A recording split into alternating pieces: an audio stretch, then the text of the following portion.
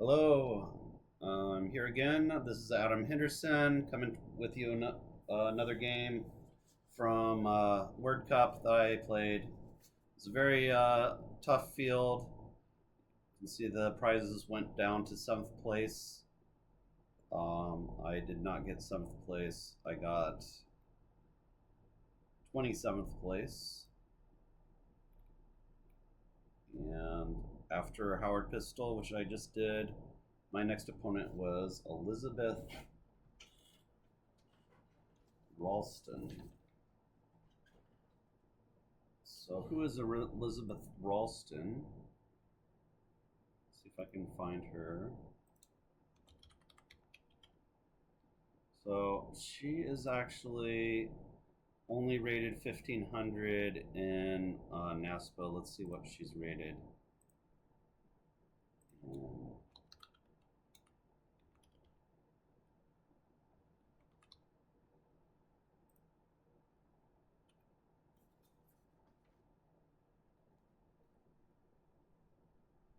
Yeah, so pretty low rated player. I think she was probably rated higher when she entered the tournament. But anyway, she is the opponent from the next game. Let's see how this game went. I'm not sure if this game is going to be interesting or not, uh, but we will analyze it. Okay.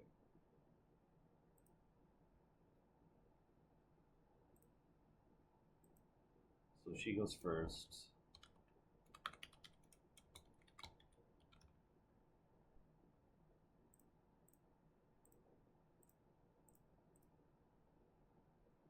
She exchanges 3.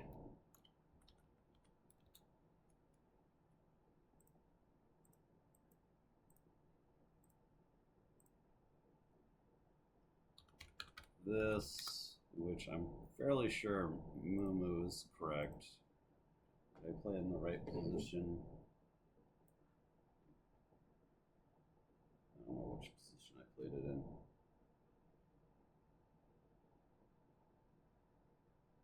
Yep, I played it in that position. That's just going to be the correct move. And she actually bingos. And she bingos with butane. Let's see if that was the correct move for her. And yes, it is. It's her only bingo, so that was the correct move. And here I took some time because I felt like there's got to be a better word than fattener, which is what I played. It was just kind of like the obvious play for me. I was trying to find something through the B. Defeater. Okay, so that is 86, and fattener, which is what I played, is 78. So, defeater puts the R into triple. I don't know if that was even best. Probably wasn't. It's probably a little bit too dangerous to play. I think it's worth the point sacrifice. And actually here,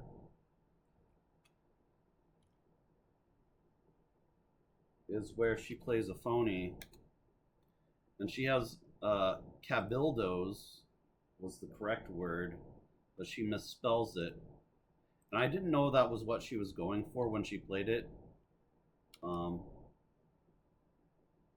Oops, I meant to take this back. She plays Calbidos, and I held the play, and I think I held it for a long time because, first of all, I didn't realize that she had cabildos, which is what she was going for, and I didn't realize what she was going for. So to me, this just looked like what you call an alien word, which is a word that just looks really strange and maybe doesn't have a normal looking construction. I eventually got around to challenging this one correctly. I'm really glad I did. It came off, and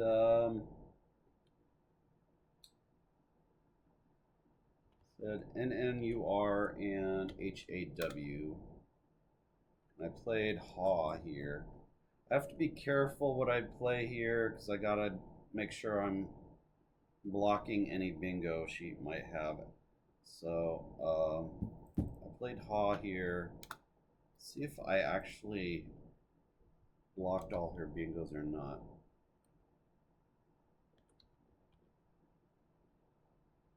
I don't think Cabildo or yeah, Zebul. Cabildo, I don't think that fits anymore. That would be, yeah. So hard blocks Cabildos. I don't think I saw that she had Cabildos. In fact, I wasn't really sure what. I wrote her rack down. I wasn't really quite sure what I needed to watch out for here. As it happens, she doesn't have any bingo, but she does have bingo or disco here for 53, which would be really great play for her if she found it. Maybe she had gotten discouraged from losing a turn and she just played Cobb, which was great for me. A lot of times when you blow a turn on a bad playing a phony yourself or losing a challenge, it can feel like you deserve to lose, and it puts you in the mindset that you, like, in the back of your mind, you just lost a turn from a word knowledge mistake. It can make you feel like, oh, I deserve to lose this game. It's not the right attitude, obviously. It's an attitude I've had myself, though, many times. So I can relate to it. This rack, so I did have a bingo, which I missed, of N earned. So that's terrible, I missed that. Instead, I played Rune. 21. Plays Daw. 29. And she's catching up a little bit. She's not out of this game at all. She's only behind 20 points. So here I correctly played Mizzen.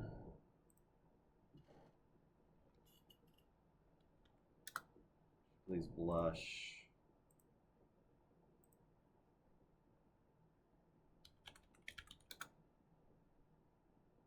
Played Ivy here for 16.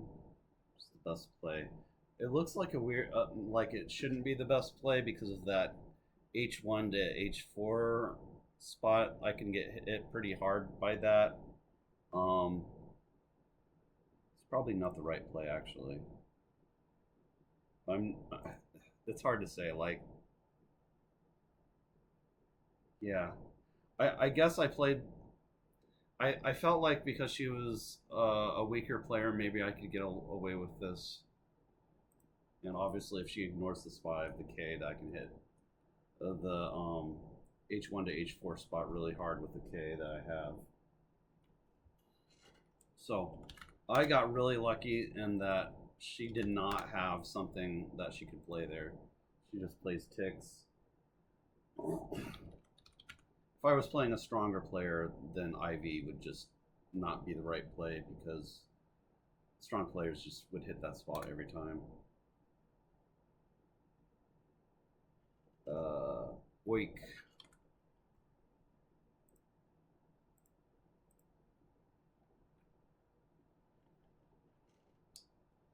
And she just lays down just the T for 19. Oh, no, actually, she played it for 18, so she misscored it. All right.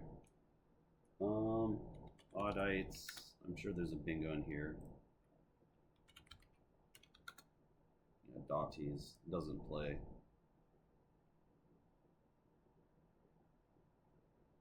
And I played sauteed here. And that's just a normal word. So when she challenged this, I was really surprised. I wonder if you can spell it, if the normal way is to spell it with 2 E's. No, you can't even spell saute with 2 E's. It's just only with 1. Okay, so sauteed goes here.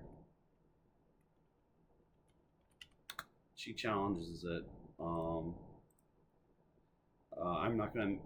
It's obviously a weak play of challenging sauteed. So I'll just say that and move on. So she loses a turn, and I drew I, which is terrible. Did I exchange here? No, I played through it with Y-Wis, which forms blushy, which is not a word. So I got away with that. One of the strategies for playing weaker opponents is when they challenge a word that's a valid word that you played. A lot of times that's the perfect time immediately after. It's the perfect time to play a phony. And I actually used that psychological trick. I don't know if it's a trick or what the word is, but that psychological mechanism of that phenomenon of playing a phony right after somebody challenges a valid play that you make. That usually works. It worked this time, and I got away with the phony of blushy. For those of you watching, that's a strategy if you didn't already know about it. 66% of the time, it works every time. All right, Vig comes down.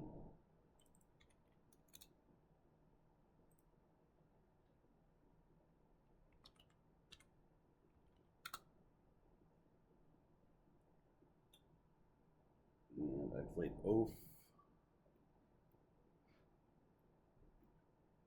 which isn't even in the list of plays here. Where did I play Oaf? Just right here, blocking that easy bingo lane. Makes a lot of sense. It doesn't really matter how I block it. The important thing is I block the bingo lane. It also blocks the A hook on Vig. So that's perfect. Great play. She plays Vac.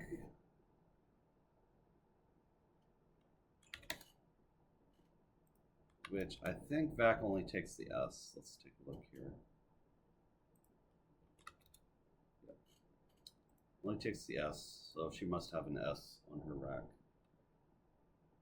Or at least that's what you would think. Is there any S's? Yeah, there's one S and one blink. So she might have an S or a blink on her rack after Vac. Still have 3 I's. Not great. Played Idea for 15.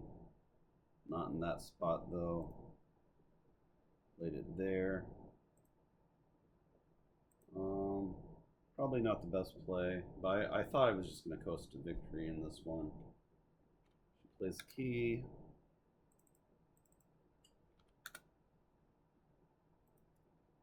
I think I actually did just coast to victory here. Goji.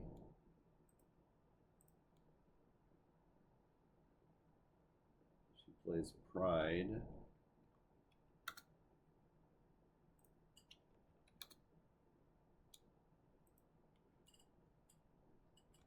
Opiates.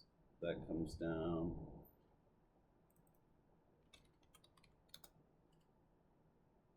She plays Grin.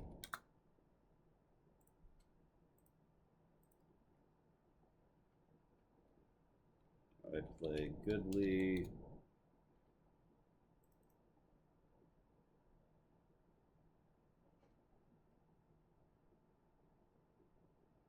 And I don't know what else I had. Maybe it was an R. But anyway, I played Goodly. And She plays Rolino. And, nope, wait. She has another N.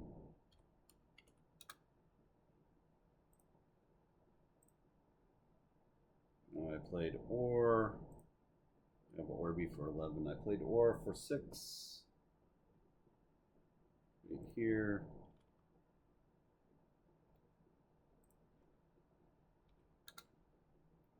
And I win the game. So the score as we had it, I had 459, so my score's correct. And she had 313. Not sure how her score ended up being correct, but it did. And so, yep, that was that game. Yep, we're at 16 minutes. I hope you enjoyed watching this one. It wasn't the most interesting, but I did share a few strategies with you. And I'll see you in the next one.